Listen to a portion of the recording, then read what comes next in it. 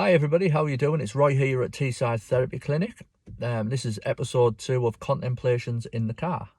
So I'm just sat waiting around for a client to come up. I've got along now, so I thought I'd do a quick video about kind of a roll on from the last one really, where I was talking about mental energy, and it got me thinking about kind of how much energy we use day to day. And then, we know about energy. We take energy in our body when we're eating, putting food into our body, and we use energy in our bodies, but we also use energy in our mind.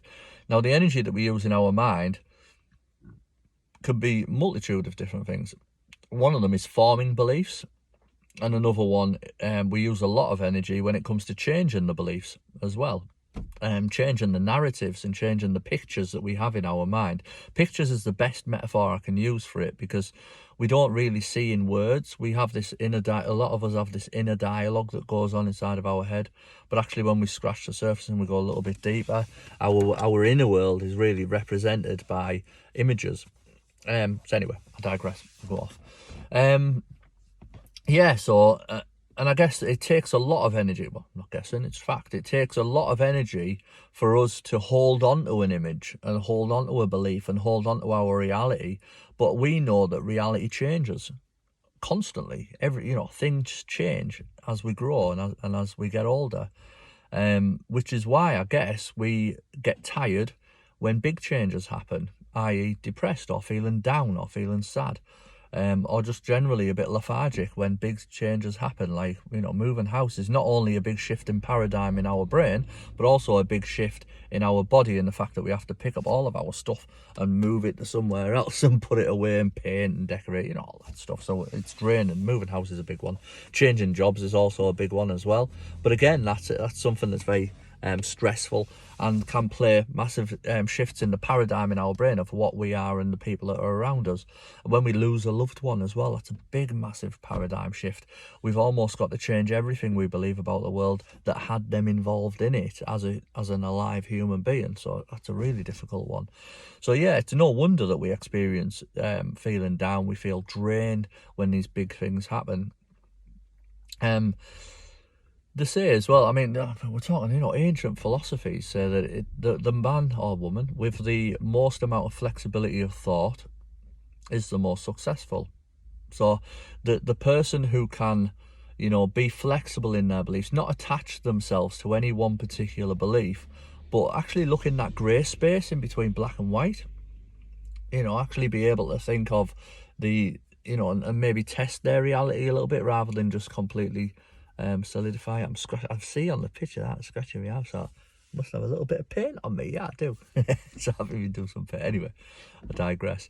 So being able to change our images, being able to adapt to the world around us. Now, it was Carl Rogers who first said, well, he might not have first said it, but he definitely said it, that we experience disequilibrium when the outside world or our behaviour doesn't match what we believe internally.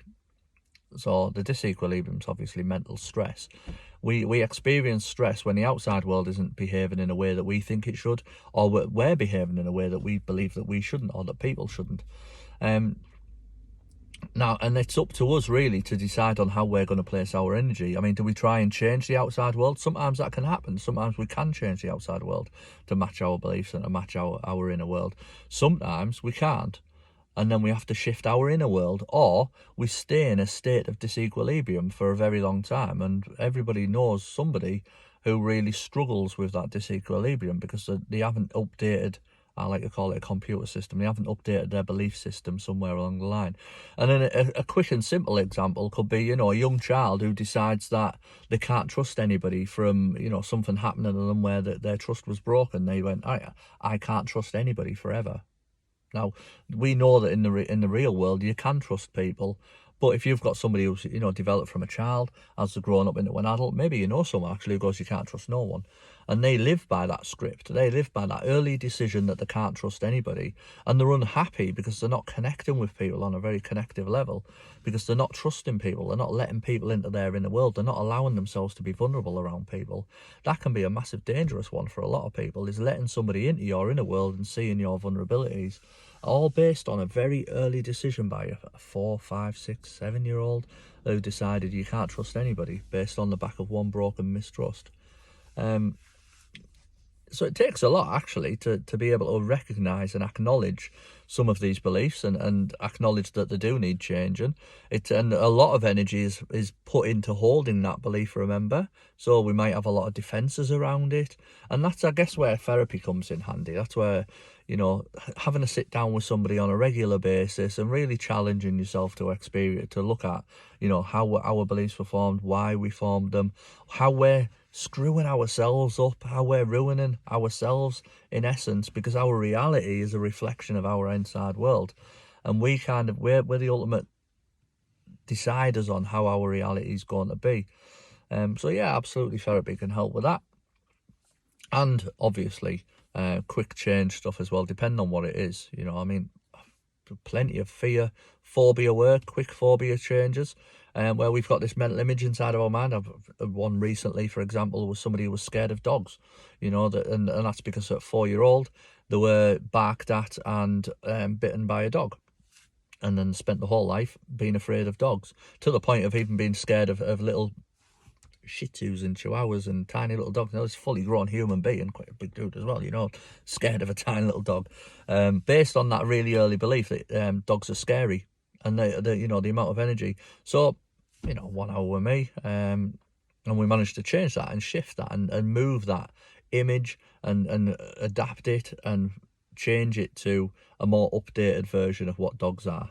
So anyway, yeah, mental images, mental energy, and shifting the paradigm, changing the paradigm of what we believe to be true is quite an important thing for us to do consistently throughout our lives. As we grow and develop and meet new people, we need to also grow and develop and allow our thought processes and the way that we do things to change and adapt and evolve, because that's what we are. We are evolution in life, So anyway, I'm up to 7 minutes now. I didn't have to prattle on a little bit there, didn't I? I didn't intend to do that. So thanks very much.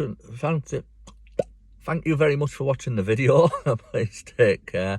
If you like what you've heard, by all means, like my Facebook page, Teesside Therapy Clinic.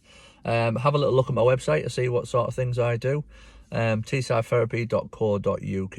I am a neuro-linguistic programmer, master practitioner.